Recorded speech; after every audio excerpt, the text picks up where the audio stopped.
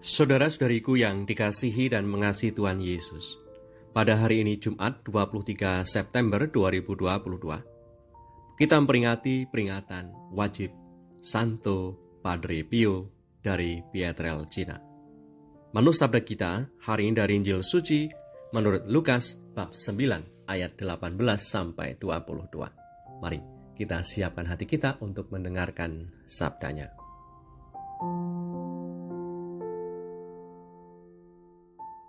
Sekali peristiwa, ketika Yesus berdoa seorang diri, datanglah murid-muridnya kepadanya, lalu ia bertanya kepada mereka.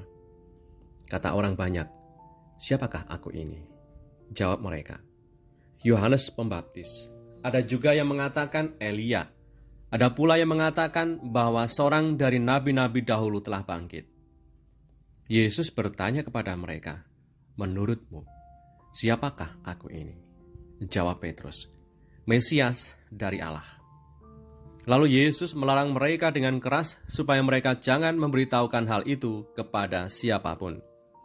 Dan Yesus berkata, "Anak manusia harus menanggung banyak penderitaan dan ditolak oleh tua-tua, imam-imam kepala, dan ahli-ahli Taurat, lalu dibunuh dan dibangkitkan pada hari ketiga." Demikianlah sabda Tuhan, terpujilah Kristus.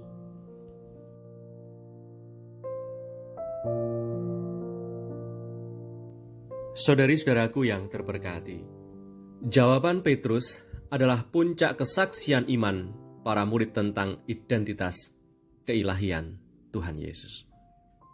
Apakah mereka sungguh-sungguh mengerti tentang pengakuan iman mereka? Tidak serta-merta mereka bisa mengerti apa maksud pengakuan itu. Pengakuan para murid tidak berhenti pada saat pengakuan itu saja. Pengakuan itu masih diuji pada masa selanjutnya. Apa tanggapan mereka ketika Yesus guru mereka ditangkap, disiksa, sengsara, wafat? Para murid pergi meninggalkan Yesus, seolah-olah tidak ingat lagi pengakuan iman mereka. Mereka kembali menghidupi pekerjaan lama mereka. Petrus yang dengan yakin mengatakan Yesus adalah Mesias, justru menyangkal Yesus sebanyak 3 kali. Akan tetapi, pengalaman kebangkitan mampu membuka mata para murid bahwa Yesus adalah benar-benar dari Allah, pilihan Allah, Mesias dari Allah. Benar bahwa selalu ada proses dalam hidup beriman. Tiap orang akan mengalami suatu proses. Dalam proses hidup beriman ada dinamika setia, tidak setia, taat, tidak taat, jatuh, bangun lagi, paham, atau gagal paham. Ketangguhan iman para murid, kegigihan para murid dalam mewartakan Yesus kepada segala bangsa bukanlah proses yang sekali jadi.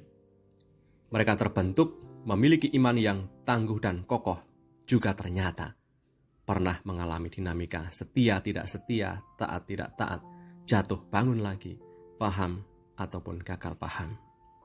Semoga kita tetap setia sebagai murid Tuhan, sebab dengan setia berpegang teguh padanya, kita menemukan kebahagiaan dan keselamatan. Para murid Tuhan dalam kesaksian iman mereka semakin meyakinkanmu dan kita semua.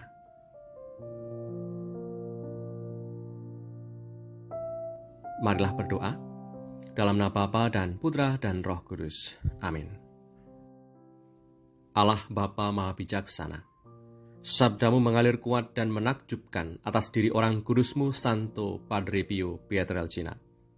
Semoga sikap kerendahan hatinya dan pelayanan yang tulus kepada sesama membuat kami mampu menjadi tanda kemuliaan-Mu di tengah dunia.